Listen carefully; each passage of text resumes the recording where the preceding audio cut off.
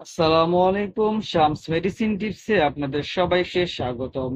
আমি আবারও চলে আসলাম আপনাদের মাঝে নতুন একটু টপিকস নিয়ে।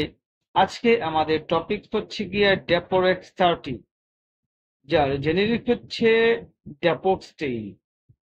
আজকের এই মেডিসিনটি শুধুমাত্র প্রাপ্তবয়স্ক এবং যারা বিয়ে শাদী করেছেন তাদের জন্য, কারণ এই ওষুধটি পুরুষকে অনেক সাহায্য করবে,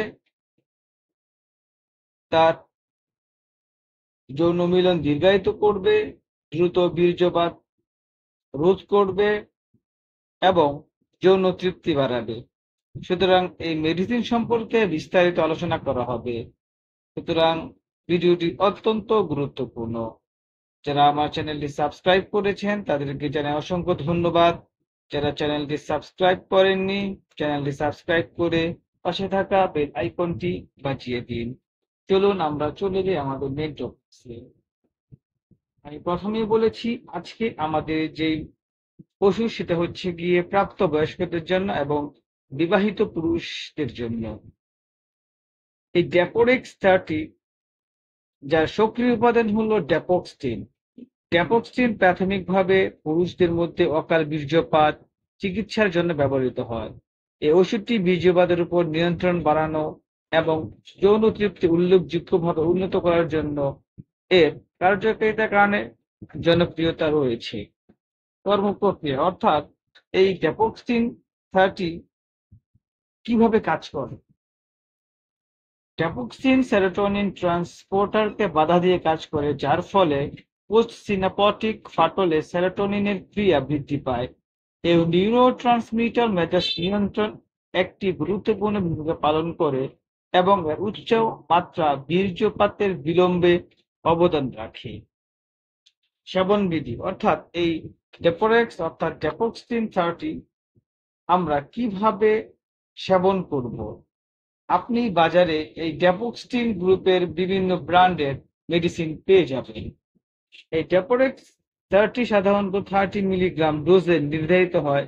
প্রত্যাশিত যৌন কার্যকলাপের 1 থেকে 3 ঘন্টা আগে খেতে হবে। অর্থাৎ আপনি এই মেডিসিনটি যৌন কার্যকলাপের পূর্বে অর্থাৎ 1 থেকে 3 ঘন্টা আগে ওষুধটি আপনি খেতে পারবেন। ট্যাবলেটটি পানির সাথে পুরো গিলে ফেলা উচিত এবং খাবারের সাথে ছাড়াই নেওয়া যেতে পারে। যারা 30 মিলিগ্রাম ডোজ থেকে পর্যাপ্ত উপকরণ বা উপকার পান না এবং অসহনীয় পার্শ্ব প্রতিক্রিয়া অনুভব করেন না, তাদের জন্য ডোজ 60 মিলিগ্রাম পর্যন্ত বাড়ানো যেতে পারে। যাই হোক, আপনি যখন এই ট্যাবলেটটি সেবন করবেন সেই ক্ষেত্রে আপনি অবশ্যই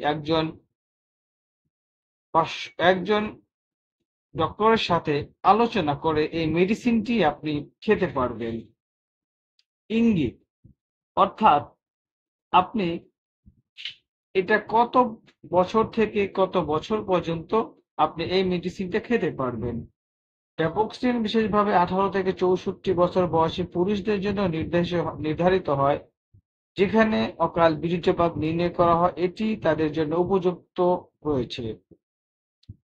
ট্যাপোক্সিন কারা খেতে পারবে না, অর্থাৎ এই মেডিসিনটি কারা ইউজ করতে পারবে না।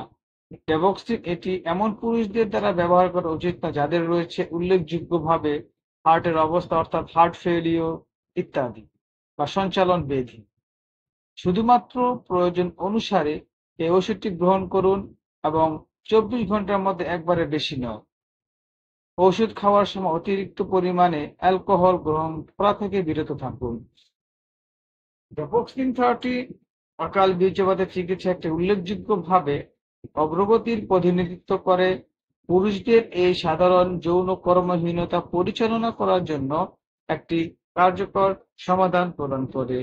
বীর্যপাত নিয়ন্ত্রণ এবং যৌন তৃপ্তি উন্নত করার ক্ষমতা এটিকে অনেক রোগীর জন্য একটি মূল্যবান বিকল্প ওষুধ হিসেবে গড়ে তুলেছে। সুতরাং ডেপোরক্সিন বা ডেপোরেক্স সম্পর্কে যদি আপনার কোনো কিছু জানার থাকে তাহলে অবশ্যই আমাদেরকে কমেন্টস করে জানিয়ে দিন। আমরা আপনাদের কমেন্টসে যথাযথ উত্তর দেওয়ার চেষ্টা করব।